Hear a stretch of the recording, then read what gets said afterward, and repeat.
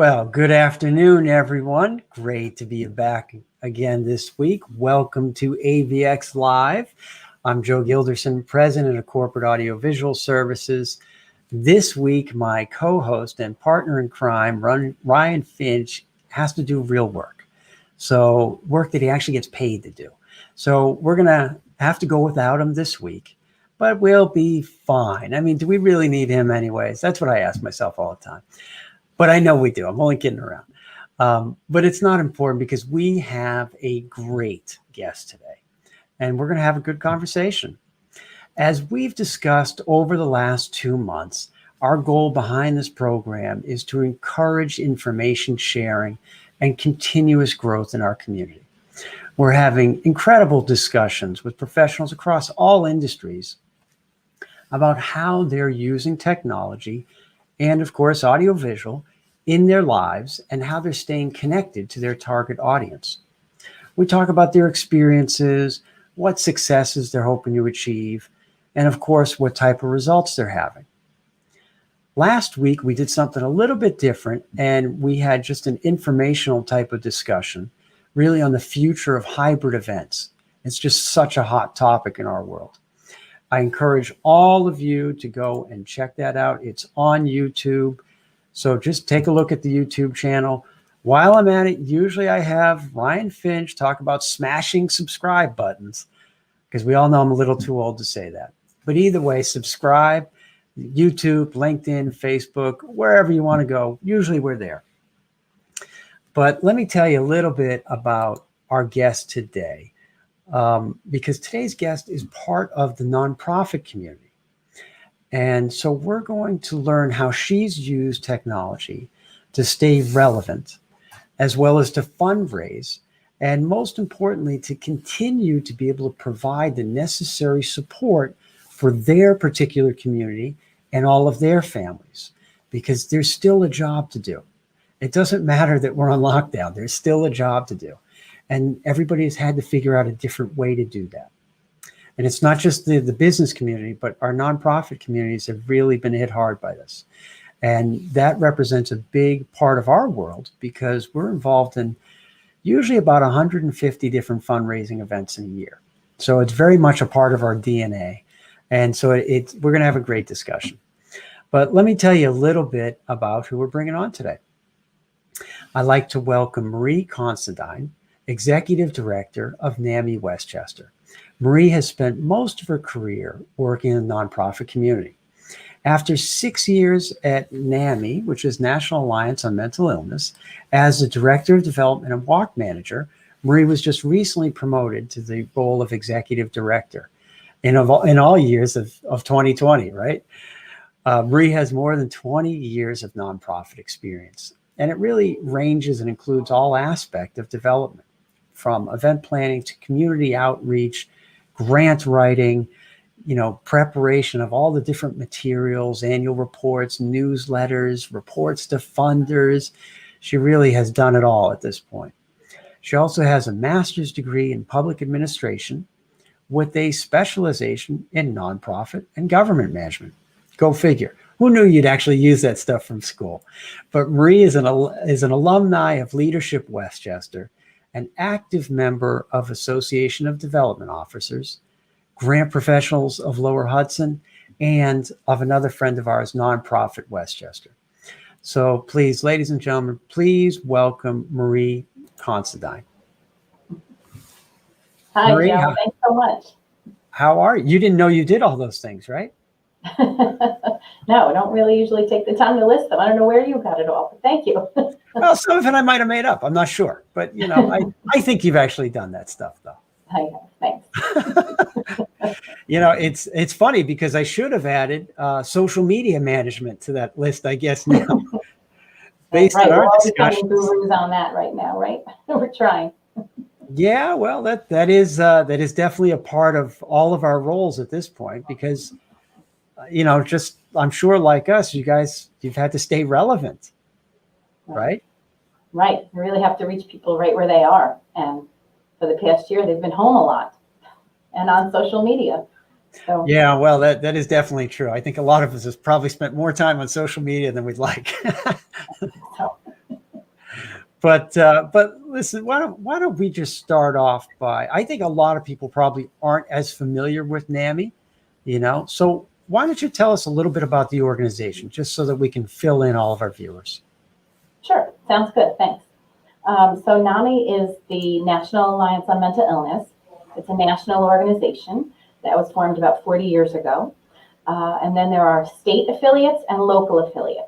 So there is a NAMI New York State affiliate that we work closely with, and NAMI Westchester is obviously our local affiliate. So we do all kinds of programs and services. We educate, we support, and we advocate. So the ways we do that are we provide educational programs for people who are living with mental health challenges and conditions, as well as their families who are supporting their loved ones. Because the way that NAMI was formed was really by parents who were very frustrated, not knowing how to care for and help their children who were struggling with mental health challenges, and really didn't have anywhere to turn.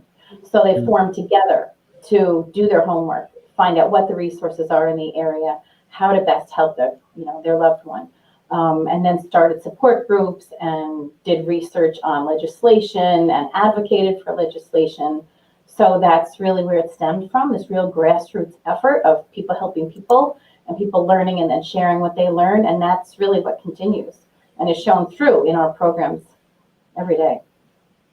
Well, that's important work. And the fact that it's that grassroots and community helping community, I think that's what it's all about, right? That's the whole purpose. Yeah, it is. We have a program called Family to Family. How could you name that better, right? So when people go through this program, it's an 8-week program. Right now we're doing it virtually. So that's a program where people attend every week in a group of no more than about 12 people. So they really are very comfortable asking questions, finding out information from each other. So someone who has gone through the program and has been trained to be the facilitator runs the group. And then all the people who participate really learn about the different mental health conditions, different types of therapy, what resources there are in the area, and really how to help their family member who's struggling, whether it's a child or a spouse or a sibling or even a parent. Even grandparents have attended the program and have really gotten so much out of it that many times people choose to come back and be trained to be a facilitator. So because in the past year, people have been struggling so much more and finally being willing to get some help, we've been running concurrent programs. We used to run one program at a time, one 8-week program at a time, and now we're running 2 at a time. Wow. Well, I think that's great. Families helping families is, it becomes the most important thing. They have a shared experience, and so they know what each other is going through. And I would imagine those tips are probably pretty helpful because some families are probably struggling, I would imagine. Right. Absolutely. People always were. We were already in a mental health crisis back in 2019, but the numbers have just skyrocketed in the past year with all the isolation and the fear of the unknown. Am I going to die from this virus, or right. Judging your neighbor, or just being afraid to do the wrong thing and expose yourself, and kids being isolated. It's really hit so many people. The number used to be 1 in 5 adults would be diagnosed with some kind of mental health condition in their life. The number is now reported to be 1 in 3. Wow. I didn't know we were in a crisis in 2019. Yeah. Well, we should have had you on earlier. That comes back to stigma quite a bit, unfortunately, because people will be afraid to get help. So that's why you didn't know about it. Talking about me working in nonprofit, I'll say more than 20 years. I didn't know a lot about NAMI Westchester until I knew that there was a position here 6 years ago and started working here. And then I got to know more and more. And I started my career back in mental health at a huge nonprofit mental health organization in Manhattan. So, and I didn't know about NAMI.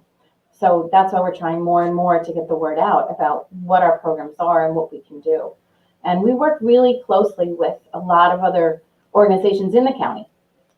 we serve on several committees and work closely with a number of them. We have a helpline that people call, all day long, Monday, well, not all day long, from 9 to 2, Monday through Friday.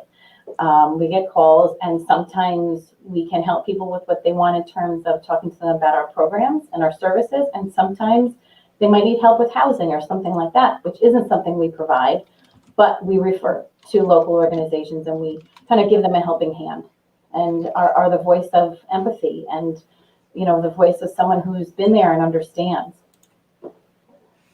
Well, I think that's great. Really, you got a lot to work with and a lot of, you guys are trying to run a lot of different programs, and that's what people need, to feel connected right now. I mean, so how have you gone about trying to reach your community?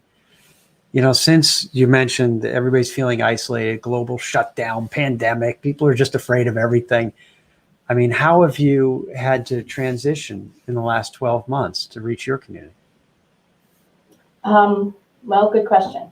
So there's so many challenges of working with mental health, in the past year, and especially that's in September was when I moved up from director of development to executive director. So it was quite a challenging time to take the reins of a mental health organization. But what we had to do immediately last spring was move all our in-person programs to virtual.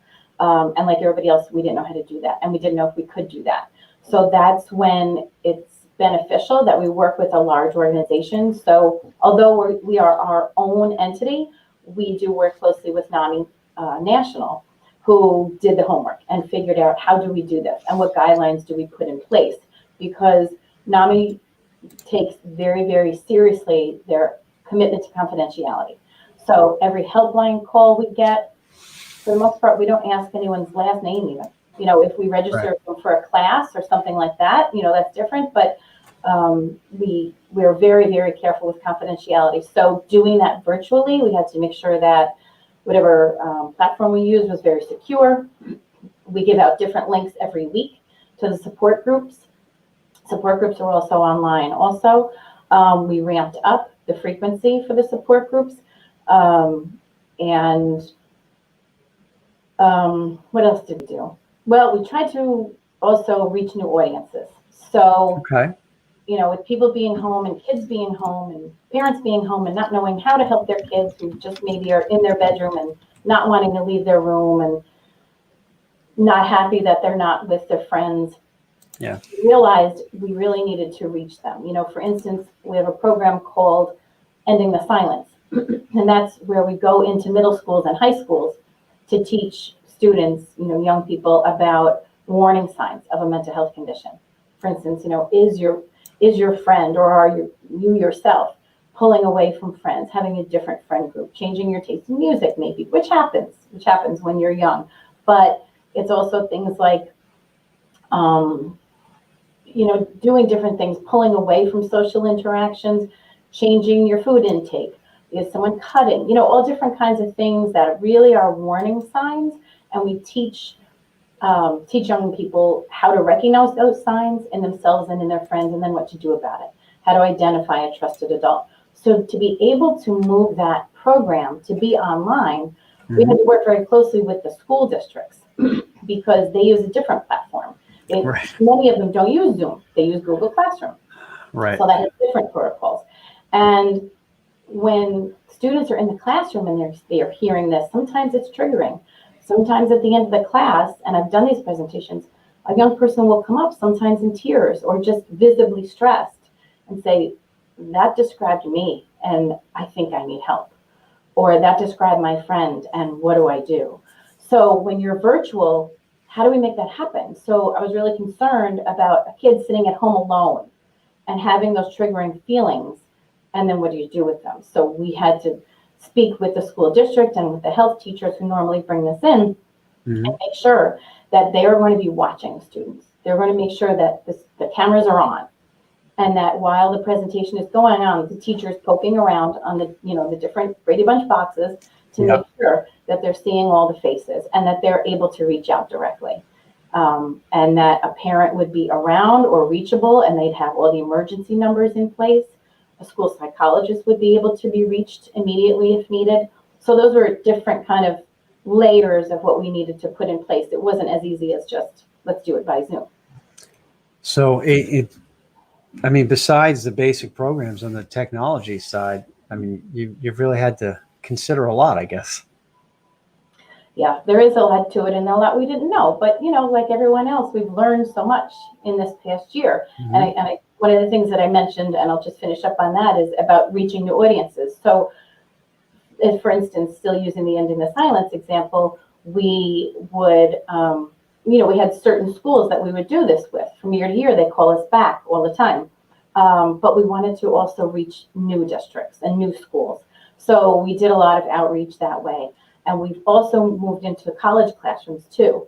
College students are really struggling. So we've been working with 6 or 7 colleges in the past year, really since September, that have brought us into mainly their psychology classes, sometimes clubs, and sometimes a presentation to the whole student body, open to the student body. So why is it that college students, do you think, have struggled more? Is it because they're not with their family at that time on top of the isolation?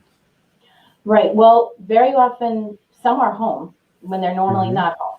Some college campuses completely shut down. Okay. So then they're back, they're 19 or 20 or 21 years old, and they're stuck in their high school bedroom, which is not where they want to be. And then some were on campus, but then there were no in-person classes. Right. So there they are stuck in their dorm room, unless they're a rule breaker, and that's a different scenario. But if they're a rule follower, they're stuck in their dorm room, maybe with one other roommate, and no gathering in dining halls, no meeting for study groups, no libraries, no events or activities. Right. So there's just a lot of nothing. So yeah, I guess that was probably really one of the main reasons they went to the school too, right? Was to engage in all those activities, and then they don't have a chance. Right. So loneliness, isolation, substance use has gone up, rate of suicide has gone up. So it was really, really, and it still is really, really important to reach those people, to reach college kids.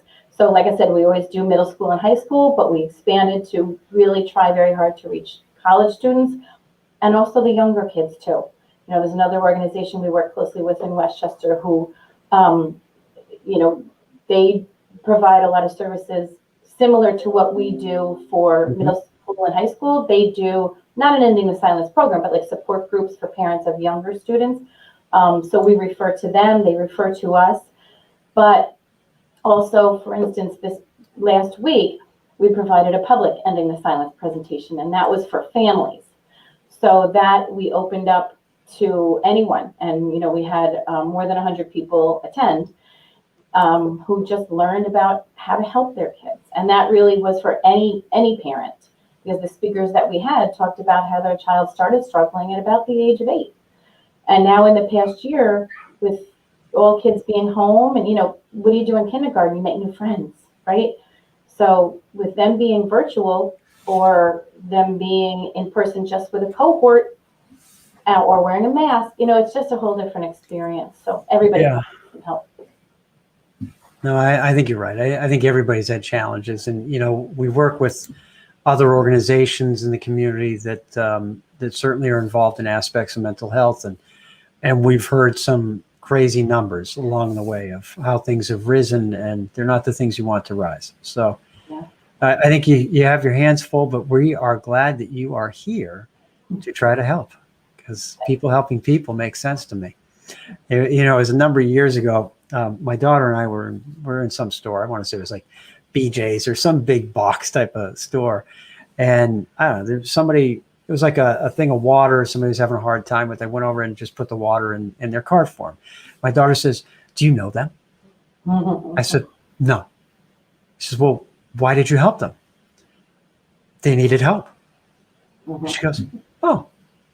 Like, and that it should be that simple, right? I mean, because there's a lot of people who need help, and I think you guys have a very important role. Now, besides I guess to go on a tangent a little bit, what were your challenges with the technology part with Zoom or Google Meet, or What were your challenges there? I know I didn't prep you on that ahead of time, but No, that's okay. but it is an AV show, so remember. That's right. That's right. Going to stay on topic here. So some of them were, like I mentioned, that we had to speak with the school district about getting protocols in place and security in place. But also, you know, when things all shut down around this time last year, I was the director of development at the time and was gearing up for our in-person walk. You know, our one main fundraiser and main community awareness event is held in May every year. May is Mental Health Awareness Month. So the biggest event in the county is the NAMI walks. And I had been running it for 6 years and was looking forward to, you know, 600 or 700 people coming to Rydtown Park on the third Saturday in May last year. And then we had a kickoff event scheduled for March and got the memo that that might not be a good idea. So we moved it out to April. Beginning of April came and decided, okay, now we have to just cancel this. And who knows if we can do in person in May. And then we couldn't. So we kept kind of changing our plans and being really hopeful. But somewhere along that line, maybe it was early April, I don't remember, I came about hearing about corporate AV. So, and I didn't prep you for that I was going to give you a commercial, but yeah, that wasn't on the list. I mean, we that didn't know. wasn't but that is what, you know, working with you to help whoever knew that a walk could be virtual. You know, I never heard of such a thing. A walk is a walk. You get out and you move your feet, right? And you do what you can. I mean, I've been doing fundraising activities since I was 12 on the Bronx River Parkway when JDRF used to close the bike, and I would get 5 cents a mile for every mile I rode on my bike because I babysat for a girl who had juvenile diabetes. But so that's what you do. But had to make something happen because mental health programs are needed more than ever. We were seeing that already in March and April, and we couldn't just give up on our walk. And people needed to get out. People were starting to get more excited about going out and hiking and walking and moving their bodies because they had more time. They weren't commuting on the train. So working with you helped me do that. You know, we kind of got together videos. For instance, a high school teacher who brings us in for Ending the Silence, she went for a hike. She's a very active teacher. And she videotaped herself hiking and talking about why she's hiking and what she's hiking for and why Ending the Silence is important and why she's fundraising and talking to her students about the program. So that was something completely new and I really couldn't have done by myself. You know, I can do Zoom by myself, but doing that whole walk was a big deal. So this year has to be virtual too. It's kind of going to be a hybrid. And May 22nd is called our National Day of Hope.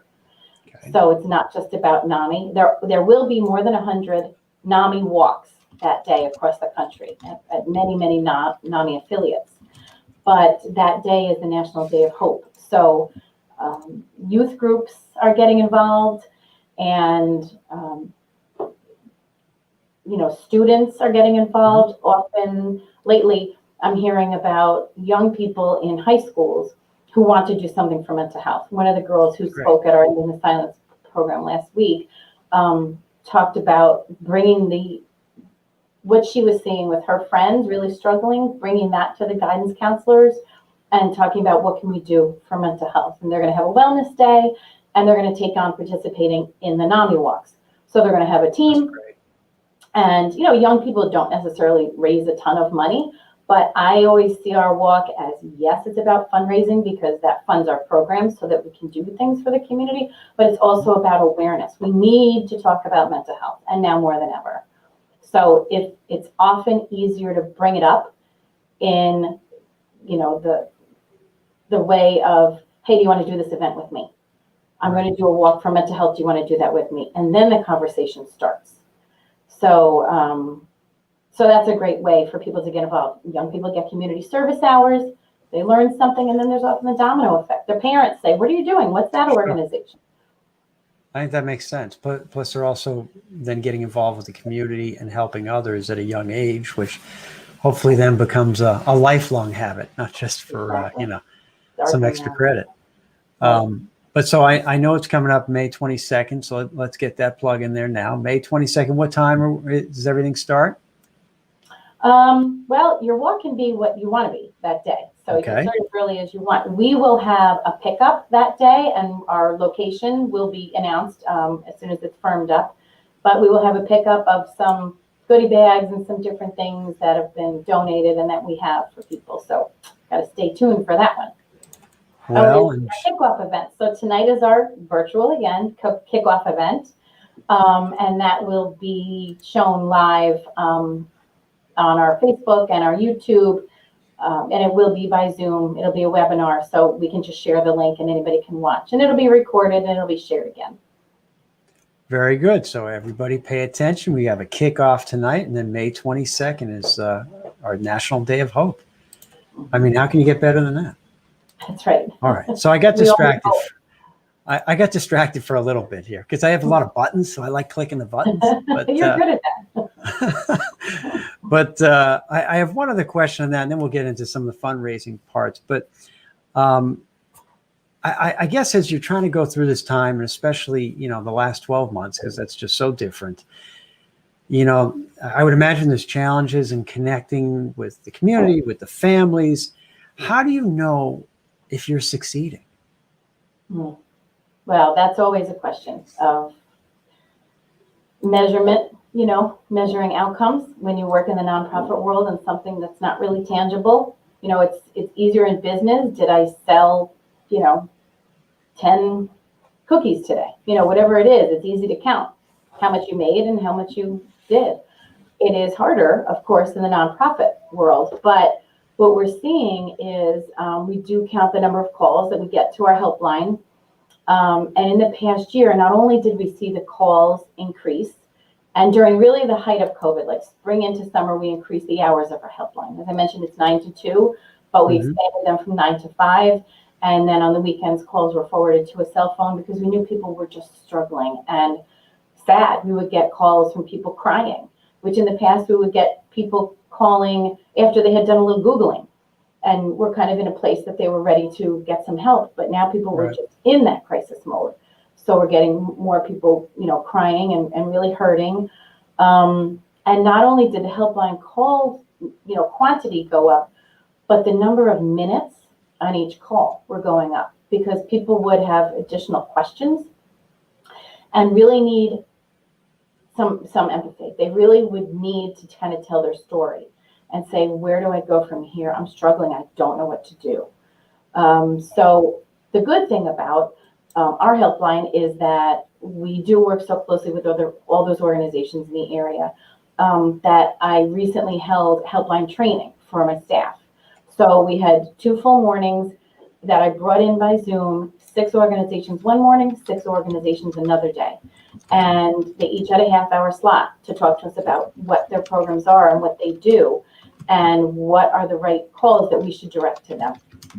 So we started with the Commissioner of Department of Community Mental Health, and we did this work with many organizations, and I could have scheduled 2 more days because they have so much to offer. Westchester is really the model for New York State in terms of what we do for mental health, but there's always so much more we can do. Yeah.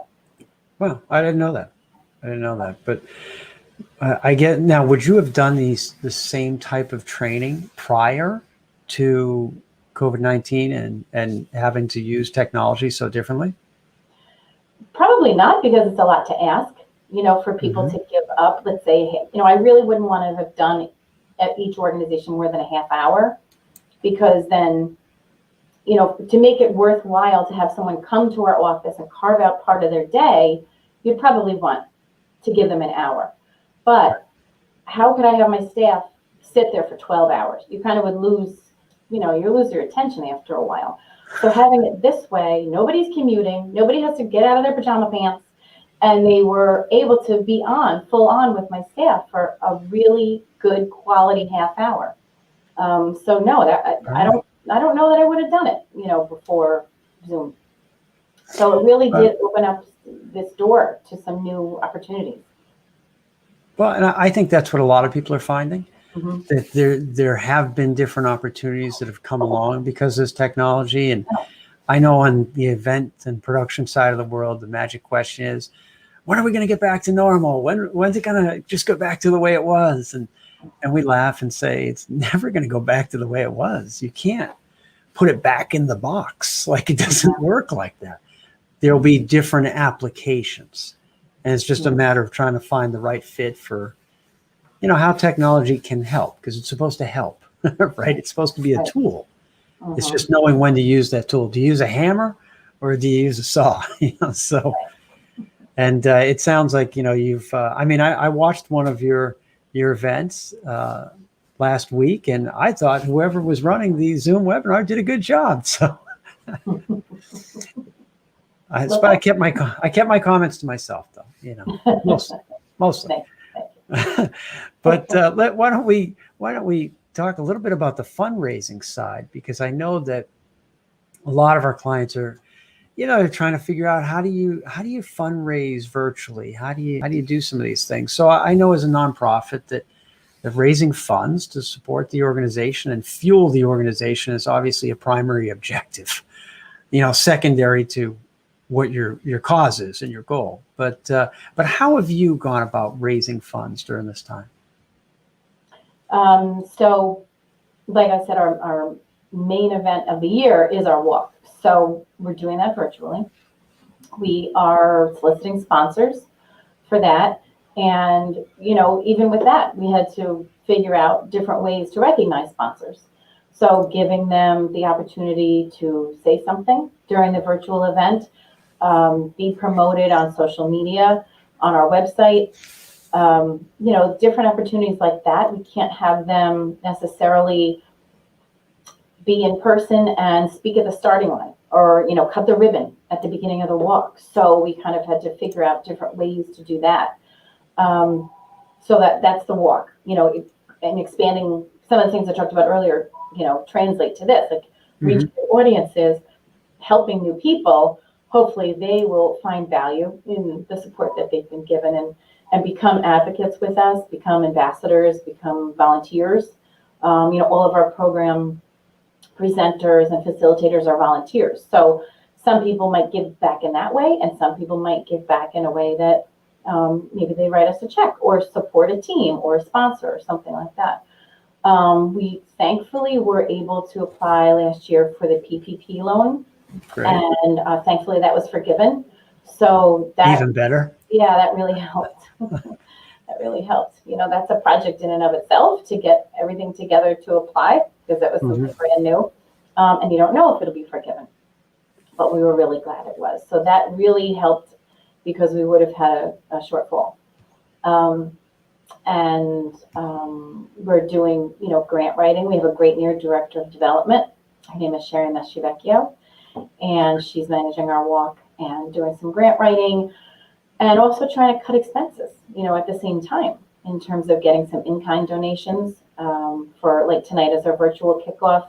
So she got some really nice gift boxes and got some donated items that are stuffed in there. So some people are coming by the office today to pick up, and they've been picking up at a couple locations over the past couple of days.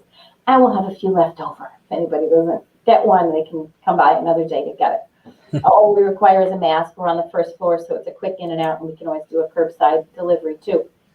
But to just finish answering your question about fundraising, it's challenging. It's challenging. Fundraising for a nonprofit is always challenging. I've been in the business a long time, and you always have to come up with new ways.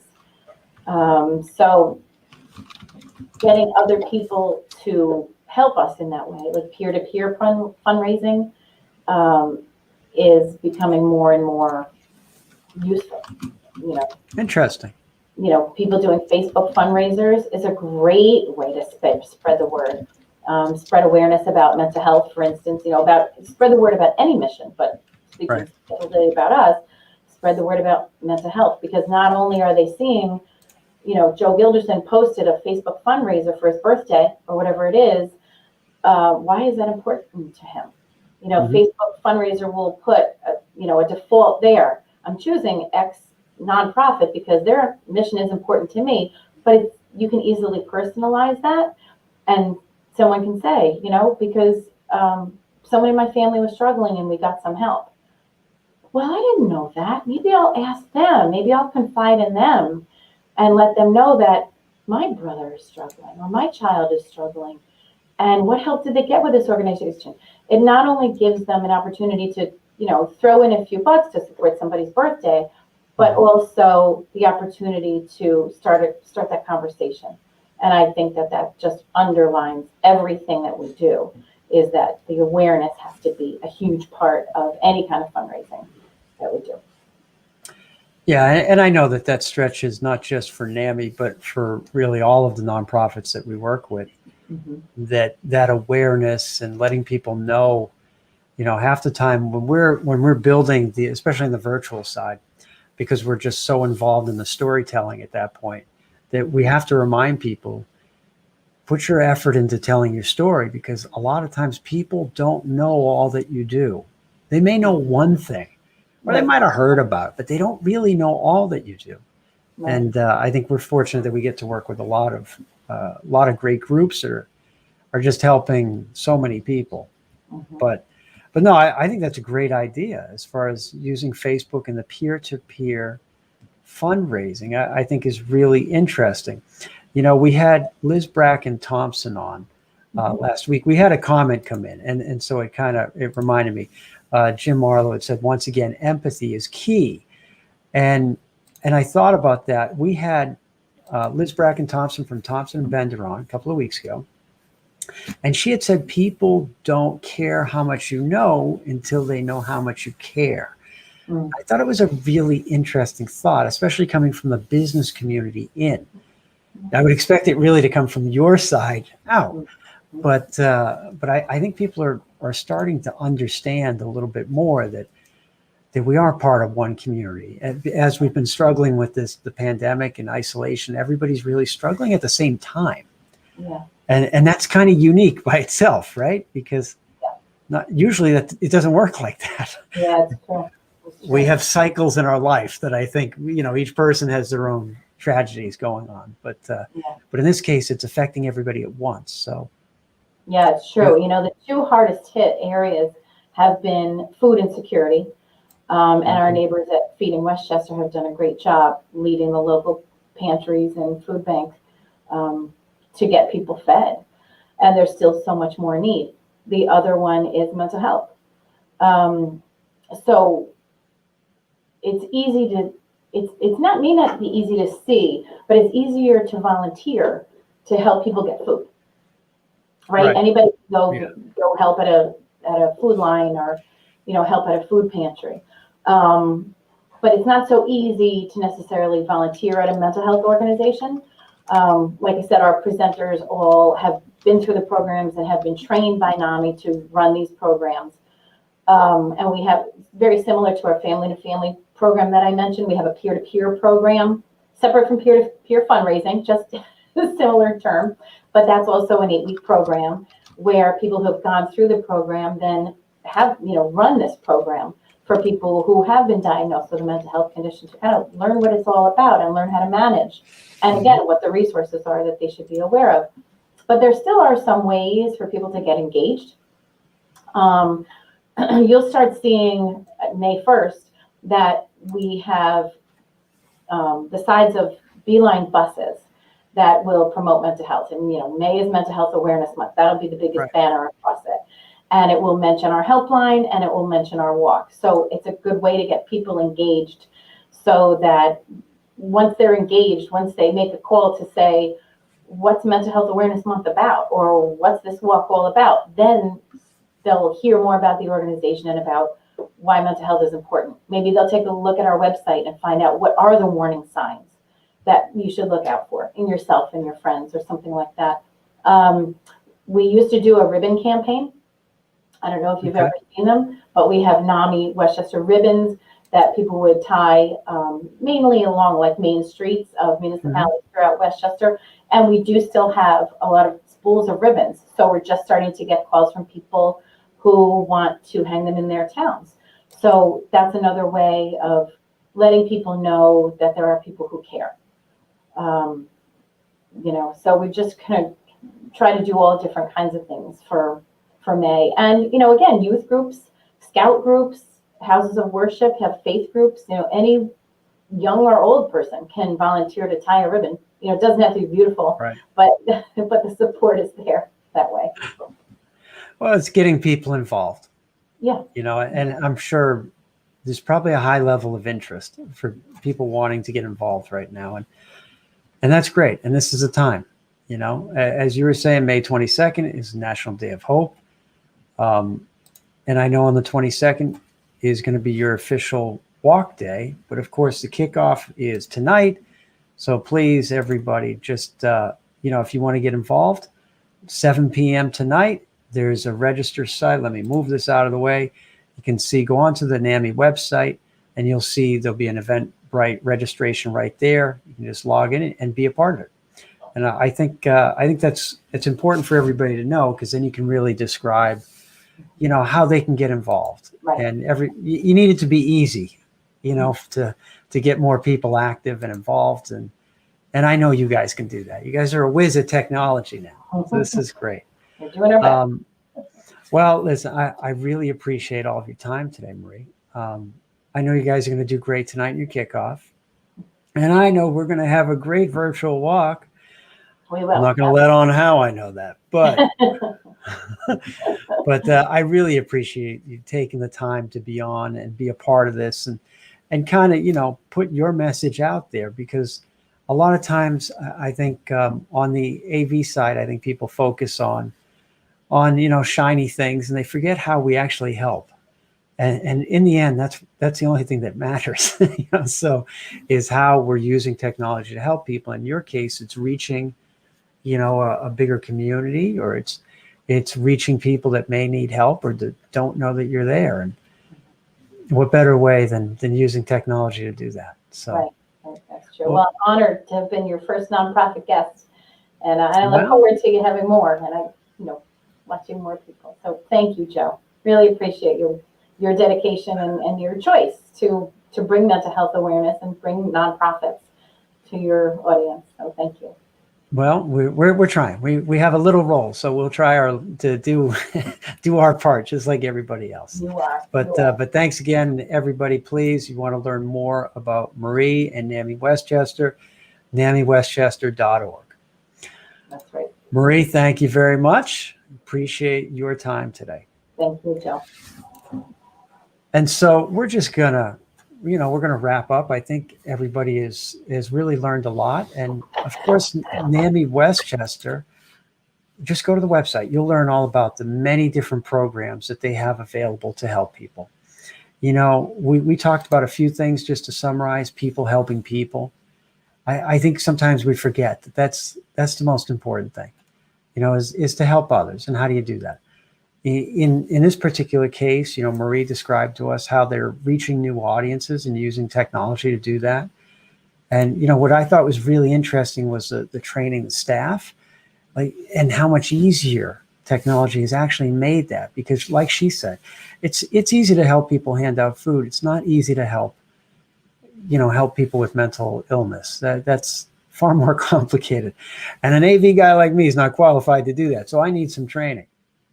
And then the last piece, which I think was really interesting for our other nonprofit clients, is to try peer-to-peer. And one of the easy ways being to use Facebook. And everybody sees that, when the birthday comes up about, hey, help me out, donate money here. But now you have a sense of why that can be important and how you can get involved and help. So either way, listen, I appreciate the time. And everybody, once again, don't forget May 22nd, NAMI Walks Westchester. It's our National Day of Hope as well. So you can get involved. If you're in another part of the country, you can get involved anywhere. Just check out your local chapter. And for everybody on, the corporate AV, AVX live side, remember we're on every Wednesday at 1. Don't forget to subscribe. YouTube, LinkedIn. Where is Finch when I need him? I know that Mike Dardano came on. He said he's going to be smashing. I'm not sure what the hell he's talking about, but I assume that he's going to go on and he's going to be subscribing to YouTube, LinkedIn, and Facebook. But I appreciate everybody's time. Thank you. We'll see you back next week, 1 o'clock on Wednesday.